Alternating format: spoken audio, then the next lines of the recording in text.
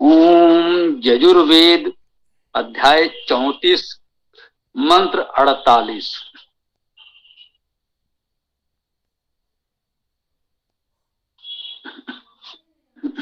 ओम ये सवास्तोमो मरुतेयं गी मान्दार्यस्य मान्यस्य कारो ईशायासीष्ट तन्वे वायां विद्याम् ईशं व्रजनम जीरादानुम।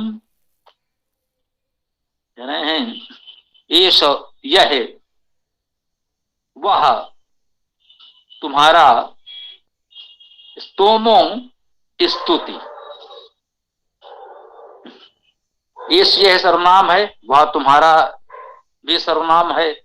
स्तोम स्तुति, स्तोम अपने आप में धातु भी है जिसका अर्थ स्तुत करना है, और स्तु धातु का अर्थ भी स्तुति करना है।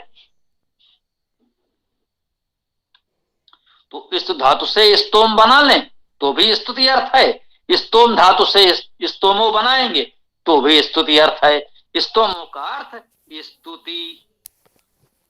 ऐसा वा स्तोमो, यह तुम्हारी स्तुति है। मरुत इयम गीत, मरुत मरुत यहां संबोधन कारक में माना गया है, अर्थात हम अर्थ कर रहे हैं हे मरुत। मरुत का अर्थ मरणशील, मृ मरना धातु है जिससे मरुत शब्द बनता है, मरणशील। तो मरुत शब्द से सभी मरणशीलों का ग्रहण हो जाता है। अब सृष्टि में परमेश्वर के अतिरिक्त तो सब कुछ मरणशील है। हम बहुधा चर्चा करते हैं कि पृथ्वी, सूर्य आदि को भी एक दिन मरना है, भले ही उनका जीवन काल बहुत अधिक क्यों ना हो। सूर्य का भी एक जीवन काल है और एक सीमा के पश्चात सूर्य को भी मरना होगा। तो इस प्रकार से तो संपूर्ण सृष्टि मरणशील है। तो बहुत व्यापक अर्थों में तो मृत्यु से हम संपूर्ण सृष्टि को संबोधित कर रहे हैं। सृष्टि में जो कुछ है सब मरणशील है, मृत्यु शब्द से सबको संबोधित कर रहे हैं। अब व्यवहारिक दृष्टि से सामान्यता मरुत में मरणशील प्राणियों को कहा जाता है। अब ये प्रकृति है, दीर्घजीवी है, व्यवहारिक दृष्टि से वो तो लगता है कि अनंत काल तक है, बहुत पहले से है, बहुत आगे रहेगी। वो तो बहुत ही गंभीर जानकारी वालों के लिए है कि सूर्य की आयु कितनी है, पृथ्वी की आयु कितनी है। एक जन सामान्य के लिए तो इनकी आयु अनंत जैसी है। तो सामान्यता मरुत हम प्राणियों को कहते हैं। प्राणियों का जीवन काल अत्यल्प होता है और सबका जीवन दिखता है, सामने वो जन्म लेते हैं और मृत्यु को प्राप्त हो जाते हैं।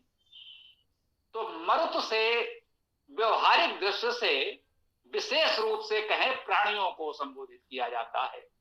जो मरणशील प्राणी हैं तब कहते हैं भाई हे प्राणी, सभी के सभी प्राणी हैं तो मरणशील, ये सदैव ध्यान रखो। हे प्राणी, ये ध्यान रखो कि तुम मरुत हो, मरणशील हो, तुमको मरना है। ये मानकर मत चलो कि हम तो अनंत काल तक रहेंगे। लूट घसोट आपाधापी जितना हम जीवन में करते हैं, यदि हमको ये ध्यान रहे कि हम मरुत हैं, हमको मरना है, तो हो सकता है हम अनावश्यक इतना श्रम तनाव न लें अनावश्यक लूट खसोट के लिए। भाई जीवन यापन के लिए जितना अनिवार्य है वो उचित परिश्रम करके हम अर्जित कर लें और सहज शांत भाव से अपना जीवन यापन करें।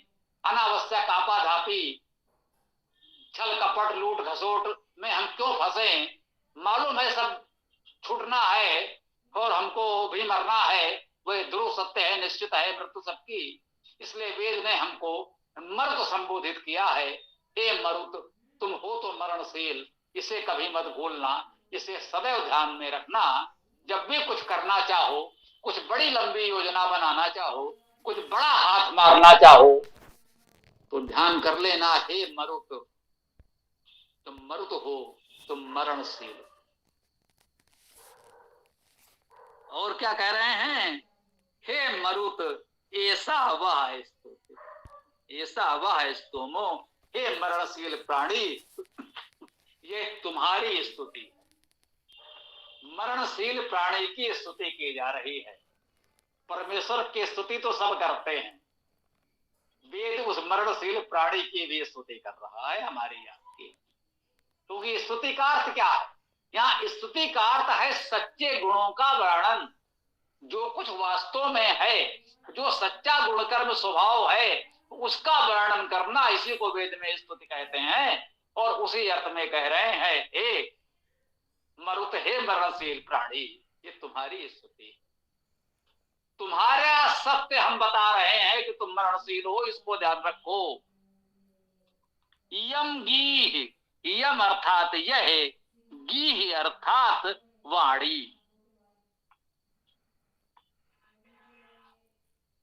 गी, ग्री शब्द करना धातु से निष्पन्न है, इसका अर्थ है वाणी। कह रहे हैं, हे मरुत मरणशील प्राणी, ये तुम्हारी स्तुति है। यम गी है, वाणी है, ये जो वाणी है ये तुम्हारी ही स्तुति है।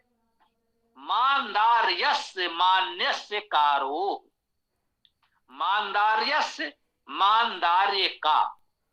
अब मानदार्य क्या है? आनंद, मदी आनंदे धातु है, आनंद करना, प्रसन्न होना, प्रसन्न करना।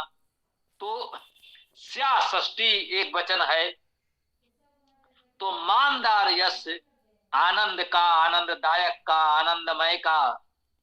आपका जीवन तो आनंदमय है, आनंदमय होना चाहिए। मान्य से मान्य का, जो मान्य है, जो मानने योग्य है, जो मनन योग्य है, उसका कारोह, कारोह कर्मशील का, जो कुछ करता है, क्रिय धातु से कर, करने वाला। उसी से, जिस अंग से हम सब कुछ करते हैं उसे भी कर कहते हैं, हाथ। उसी से, कर से कार शब्द बन जाता है, करने वाला, कराने वाला, जिससे सारे कार्य संपन्न किए जाते हैं, वो कार्य। अब कह गया कार्य करने योग कारो हो, उस करने वाले का, कर्मशील का। कारो शब्द का षष्ठी एक वचन कारोह शब्द है। ये कारोह पद है, कारु शब्द का षष्ठी एक वचन कारु का, अर्थात कर्मशील का।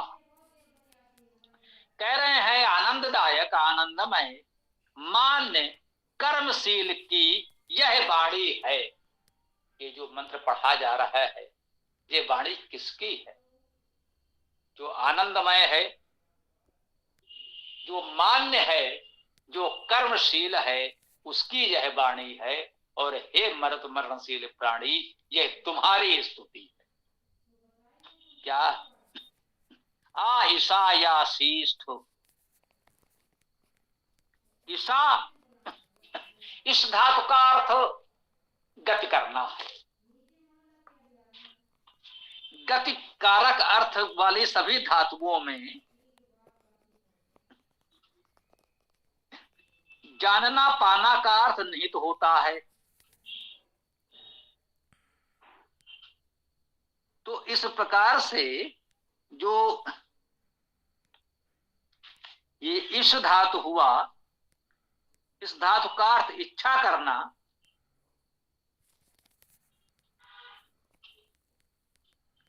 और गति करना। इस धातु के दो अर्थ हैं, इच्छा करना और गति करना।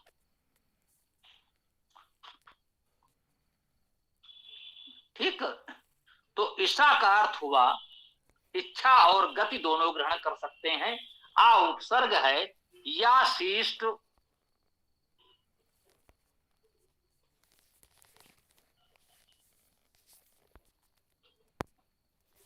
या शिष्ट में या धातु स्पष्ट है, जाना। यद्यपि या धातु का यह वैदिक रूप विशेष है, लोक में भी प्रयोग हो सकता है। याशिष्ट का अर्थ है जाएं, चलें, प्राप्त हों। क्योंकि गति अर्थक धातुओं में जाना के साथ साथ जानना और पाना का अर्थ भी होता है, तो याशिष्ट का अर्थ है प्राप्त हो। ईशा का अर्थ है इच्छा, गति, और गति में ज्ञान का अर्थ मानते हुए कहा गया है ईशा अर्थात ज्ञान आयाशिष्ट प्राप्त हो। तन्वे विस्तार के लिए, तन धातु का अर्थ विस्तार करना, सहज भाव से जानते हैं, तनोति विस्तार करता है। तन्वे विस्तार के लिए, व्यायाम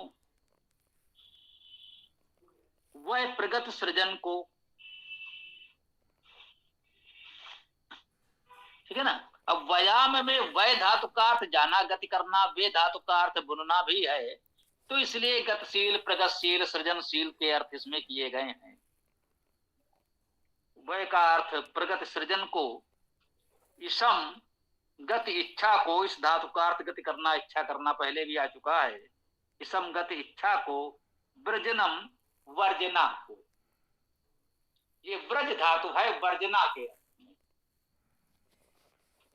वर्जना भी हम लोग जानते हैं, परिचित शब्द है वर्जना, रोक देना, किसी कार्य के करने से किसी को रोक देना, वर्जना।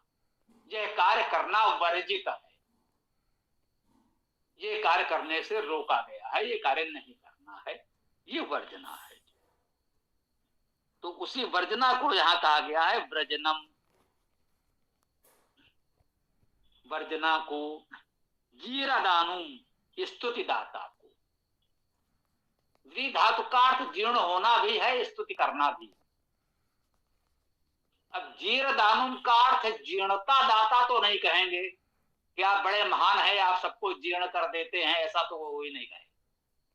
तो जीरदानुम का अर्थ किया गया स्तुति दाता को, विद्याम जाने। विद्या धातु है, इसी से विद्या बनता है, ये क्रिया रूप है, विद्याम अर्थात जाने। तो इस मंत्र को हम लोगों ने सहजता सरलता से समझा कि हे मरणशील प्राणी, ये तुम्हारी स्थिति है, ये आनंददायक मान कर्मशील लोगों की वाणी है। तो इच्छागत ज्ञान को प्राप्त करो, विस्तार के लिए गति को, रचनाशीलता को जाने, संब्रजनम जीरदानु, जो ये गति है, वर्जनाएं हैं, उसे भी जाने। जो करना है वो तो हमें जानना है, ये हमारा कर्तव्य है, कर्तव्य को जाने, उसे करें। वर्जनाओं को भी जाने, जो नहीं करना है उसे न करें। ये दोनों बातें जानना आवश्यक है, कर्तव्य भी और वर्जनाएं भी, विधि भी निषेध भी। क्या करना है क्या नहीं करना है, दोनों बातें हमें जाननी चाहिए। यह हमको इस मंत्र ने सिखाया, बताया। समय से इस मंत्र की चर्चा पूर्ण होती है। आपका कोई प्रश्न विचार हो तो रख सकते हैं, स्वागत है। उसके पश्चात समापन करेंगे। ओम खम ब्रह्म। आचार्य जी, इस मंत्र में ये तीसरी लाइन में है अ ईशा याशिष्ट, तो अ ईशा, आपने ईशा का गति ज्ञान बताया था, आपने ईशा का ज्ञान बताया था। और ये इधर नीचे इसमें ये सर्वनाम दिया है, ये क्या है? क्या ये यही शब्द है? ये सर्वनाम में आया है इसका, इसको आपने ज्ञान बताया है। हाँ, ये सर्वनाम में कहाँ दिया हुआ है? ये इसी में धात्वादि निरुक्त में नीचे दिया हुआ है। ये इस धातु करना, गति करना, निरंतर देखना तो दिया हुआ है। और ये सर्वनाम में कहाँ दिया हुआ है? ऐसा सर्वनाम दिया हुआ है जी, ऐसा यह है, ऐसा यह है। फिर ये हाँ। ये तो ज्ञान, इसका अर्थ तो ज्ञान लिखा हुआ है, तो क्या ये वही आ ईशा ऐशा करके ये सर्वनाम दिया है क्या? ये देखिए, ऐसा जो है, ऐसा ये सर्वनाम है, और ईशा जो है वो इस से बनेगा। अच्छा अच्छा, मतलब दोनों अलग अलग शब्द हैं ये। बिल्कुल बिल्कुल अलग अलग शब्द हैं। जी ठीक। देखिए ऐसा सर्वनाम है जी, हाँ आपने प्रश्न किया है तो सब लोग समझ लें। ये सब ऐसा लिखा हुआ आपको किसी मंत्र में मिल गया, तो अब व्याकरण थोड़ी सी आप जानते हैं, जितनी हम लोग सरल संस्कृत व्याकरण में पढ़ रहे हैं उससे भी इतना तो जान लेंगे कि ऐसा है, ऐसा ऐसा ये सर्वनाम है, इसका अर्थ होता है यह है। ठीक, फिर भी ये संभावना से को हम नकार नहीं रहे हैं। इस धातु हम मानते हैं, इस धातु का अर्थ है गति करना, इच्छा करना। इस धातु से एस शब्द, ऐसा शब्द बन सकता है। कोई कहे हम इसे सर्वनाम नहीं मानेंगे, हम तो इसे इस धातु से बना हुआ शब्द मानते हैं, तो इसे इस धातु से बना हुआ शब्द मानकर वो अर्थ कर सकता है। व्याकरण के अनुसार वो भी ठीक होगा, हम उसे अशुद्ध असत्य नहीं कहेंगे। ये तो कोई विद्वान कहना चाहे कि नहीं भाई इस धातु से ऐसा शब्द बन सकता है, क्यों ना इसका अर्थ हम इस धातु से ग्रहण करें, तो करें, बिल्कुल कर सकते हैं। उसके अनुसार पूरे मंत्र का अर्थ आप निकालें, यदि कोई सार्थक उत्तम अर्थ प्राप्त होता है तो वो हमें स्वीकार्य होगा। हम बिल्कुल नहीं कहते हैं कि जो अर्थ मैं कर रहा हूं वही सत्य है, बस अर्थ आप कर सकते हैं, हमसे अलग कर सकते हैं, हमारे अर्थ से विपरीत आपका अर्थ हो सकता है। बस यही ध्यान रखें कि उपसर्ग और धातु के अनुसार अर्थ किया जाए, मुख्य बात इतनी सी है। ओम।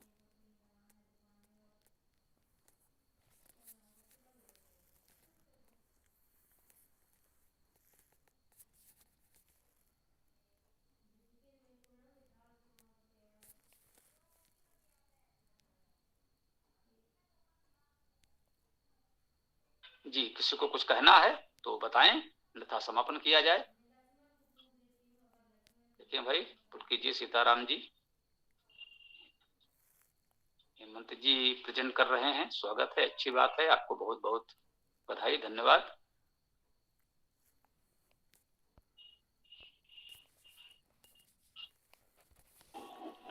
किसी के प्रश्न नहीं है तो गुरुजी फिर समापन कर लेते हैं। किसी के प्रश्न हो तो अभी भी पूछ सकते हैं, समय है।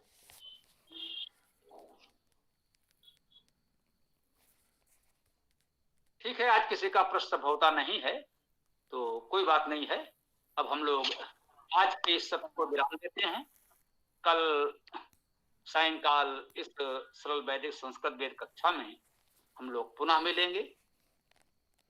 ओम स्वस्ति, ओम नमस्ते, ओम खम ब्रह्म, ओम खम ब्रह्म, ओम